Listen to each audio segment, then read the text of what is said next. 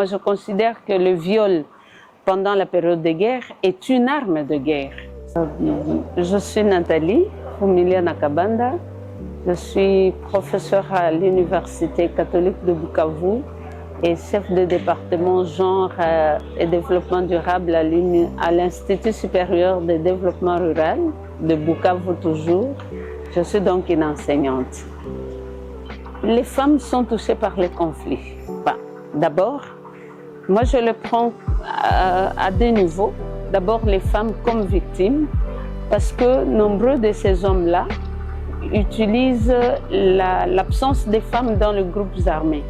Il n'y a pas beaucoup de femmes dans les groupes armés. Les femmes sont souvent dans leur rôle social, leur rôle communautaire, et elles ne combattent pas, elles n'ont pas d'armes, elles sont violées.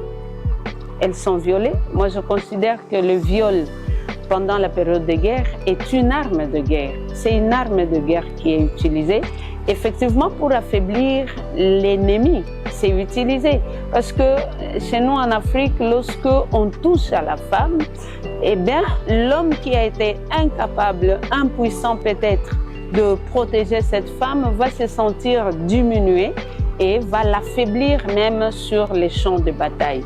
La femme, elle tient la famille avec son travail quotidien. Elle va au champ et c'est elle qui va chercher le bois de chauffe. C'est elle qui va chercher de l'eau potable. C'est elle qui entretient la famille. Et quand elle ne sait plus accéder au champ, elle ne sait plus accéder à l'eau, elle ne sait plus accéder au bois de chauffe, elle ne sait plus avoir de quoi nourrir cette famille, oui, cette femme est en danger et elle est affectée directement par les conflits. La femme, c'est elle qui met au monde les enfants. Et elle va voir ses enfants être tués par les conflits. Elle va voir ses enfants être égorgés. Non, la femme, elle souffre. Cette femme qui est obligée de quitter, d'être déplacée. Elle est déplacée parce qu'il y a la guerre. Elle est déplacée parce qu'il y a les conflits. Et tout ce qu'elle va subir comme violence, elle n'a pas imaginé une femme dans ces périodes mensuelles et qui n'a pas un cadre approprié.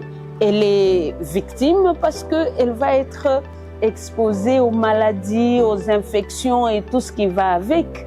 Et donc, le conflit atteint vraiment la femme. Elle veut accoucher. Comment elle fait? Elle n'a pas d'hôpital. Il n'y a pas de lieu, des institutions sanitaires qui l'accueillent, qui vont permettre à cette femme d'accoucher normalement. Je pense qu'il y a vraiment cette femme qui souffre par les conflits de différentes manières. Alors, avec ces femmes, nous travaillons d'abord pour être à leur côté.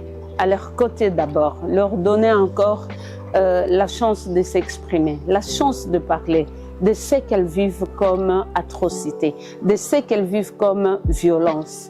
En parler, nous pensons que c'est déjà une partie de la thérapie.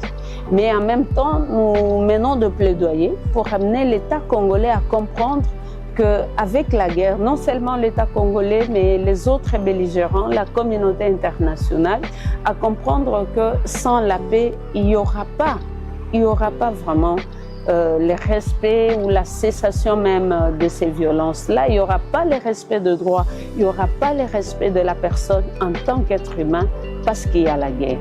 Et alors, avec ces femmes, des travaux de sensibilisation, parfois quelques appuis ponctuels qui ne sont pas très consistants, hein, mais il y en a quand même juste pour leur redonner encore un petit sourire, leur montrer que c'est possible de garder l'espoir. On s'accroche à la vie, on s'accroche à l'espoir qu'un jour ça va finir.